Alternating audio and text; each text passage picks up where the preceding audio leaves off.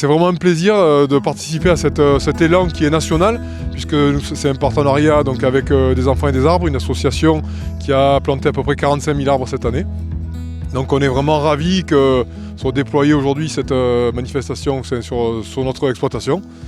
Cette démarche, elle s'inscrit plus globalement sur le territoire du Luc, au sein de l'association Les Résilients, que nous avons monté ensemble avec donc, un collectif d'agriculteurs, mais pas que.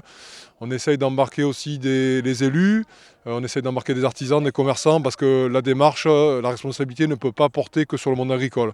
C'est l'ensemble des acteurs d'un bassin de vie qui doit prendre conscience de cet enjeu qui est de remettre du vivant dans les champs, dans les centres urbains, sur les parkings, sur les axes routiers. L'objet de notre association est vraiment de développer, de vulgariser, de former, d'encadrer, d'aller chercher des gens qui nous soutiennent aussi financièrement parce qu'on en a besoin, essayer de prototyper vraiment un modèle de société à l'échelle d'un bassin de vie et de le multiplier, le dupliquer ailleurs aussi, sur d'autres territoires avec d'autres enjeux, d'autres priorités, d'autres problématiques.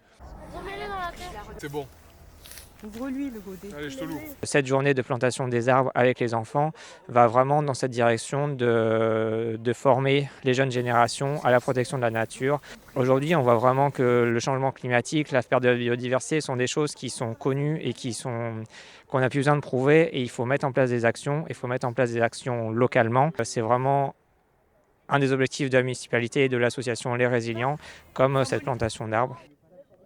L'idée, c'est vraiment de créer des synergies entre monde agricole, monde de l'éducation, en fait, entre ceux qui gèrent nos paysages et qui nous nourrissent et ceux qui seront les citoyens, les dirigeants, les chefs d'entreprise, les parents d'élèves de demain et les consommateurs de demain.